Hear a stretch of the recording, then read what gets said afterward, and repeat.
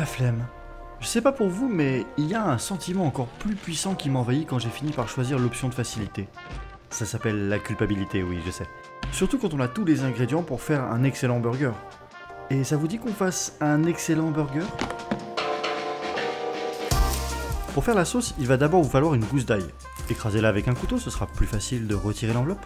Puis massacrez-la comme un sagouin avec un presse-ail. Ou un pilon, si vous êtes du genre sophistiqué. Ajoutez à ça 2 à 3 cuillères à soupe de ketchup. Avec ceci, environ la même quantité de mayonnaise. Préférez une mayonnaise de qualité et faites-moi confiance, ça augmentera le level de votre sauce. Ça, c'est de la moutarde jaune américaine et vous pouvez en mettre une cuillère à café. Si vous préférez, utilisez de la moutarde de Dijon. Ah, la sriracha. Voilà un produit que tout le monde devrait connaître en Europe. C'est assez difficile de le prononcer, mais je vous garantis que vous mettez ça dans votre sauce et votre palais explosera. Littéralement, c'est une sauce piquante. Ajoutez à ça une pincée de sel et de poivre, ou 2, ou autant que vous voulez en fait. C'est là où je vais vous demander de faire très attention. Ciselez de la ciboulette délicatement, ne tranchez pas un doigt par pitié, et raclez-moi tout ça proprement dans le bol. Allez, proprement, pas comme moi. Et enfin le moment qu'on attend tous, le mélange, où on voit les ingrédients se transformer, les arômes se développer. Oui, je sais, c'est qu'une sauce burger, désolé. Mais enfin, on a quand même le droit d'être fiers de nous, non ? Regardez-moi ça si c'est pas joli.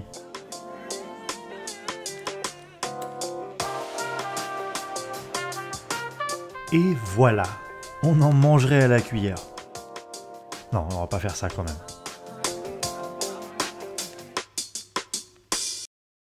Allez, on passe à la partie burger. Et on va choisir un oignon rouge parce que c'est meilleur cru. Oui, alors petite astuce pour éviter de se retrouver aux urgences, sélectionnez une partie de l'oignon de manière à le poser bien à plat. Vous aurez beaucoup plus de stabilité pour faire des rondelles très fines. Oui, ensuite au point où on en est, vous pouvez carrément les balancer sur la table. Ouais. Ensuite, dans un souci d'authenticité, on va découper quelques pickles, des gros cornichons que vous pouvez trouver aujourd'hui dans n'importe quel magasin, si tant est que vous réussissiez à ouvrir le bocal. Ça m'a pris 10 minutes. Bref, coupez les cornichons de manière à ce que l'épaisseur soit à peu près la même que celle des oignons. Ça, c'est une salade romaine et je vous la recommande vivement parce que c'est beaucoup plus simple à couper. Oui, et surtout parce que ça va apporter du croquant à votre burger. En ce qui concerne les tomates, choisissez la variété qui vous plaira. Choisissez quand même une bonne variété, cœur de bœuf, rose, noir de Crimée. L'important c'est que vous découpiez tout ça en toute sécurité. Ok ? Bon. Alors là, on passe aux choses sérieuses. Si vous en avez, incorporez une cuillère à café de whisky ou de bourbon à la viande hachée. Ça lui donnera un petit parfum fumé. Personnellement, j'en mets un tout petit peu plus, question de préférence. Si vous trouvez que la viande n'est pas assez grasse, rajoutez un jaune d'œuf, puis malaxez le tout fermement pendant environ 2 minutes. Travaillez avec vos petites mains habiles 2 boulettes de viande, mais pas trop grosses par contre. J'ai dit 2 boulettes ? Ah non, mais ce sera 3 alors. Enfin, aplatissez sauvagement les boulettes et le plus finement possible. Empilez les steaks les uns sur les autres, séparés par une feuille de papier sulfurisé. Vous verrez pourquoi, vous me remercierez. Alors moi j'aime le cheddar, le vrai, c'est bien meilleur. Quant à cet outil, ça s'appelle une tranchette à fromage. Et c'est extrêmement utile pour faire des fines tranches, vraiment fines. Allez, on passe à la phase finale de la préparation et on va toaster les buns. Mais pas n'importe comment. Sortez une bonne plaquette de beurre et gardez-la près de vous parce que vous allez vous en resservir rapidement. Déposez une noisette dans le fond de votre poêle et laissez fondre à feu moyen. Mais attention, le beurre ne doit pas roussir. Séparez vos pains et placez-les dans la poêle. La mie doit être constamment en contact avec le beurre. Et s'il le faut, effectuez un mouvement de rotation de manière à ce que les buns absorbent tout le beurre.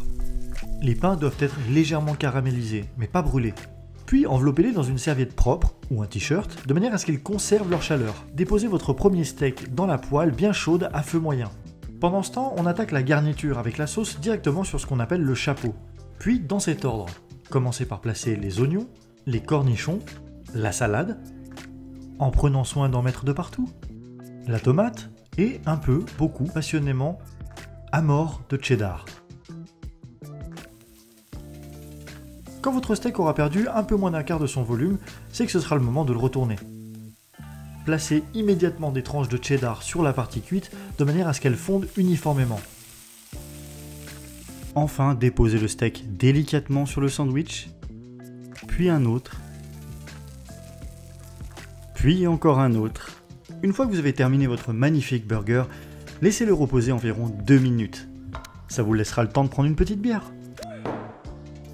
Et c'est la fin de cette vidéo, et si vous avez des idées pour améliorer ce burger, n'hésitez pas à les partager dans les commentaires, parce que je suis curieux. Et si vous avez aimé cette vidéo, n'hésitez pas à lâcher un pouce bleu, et pourquoi pas vous abonner.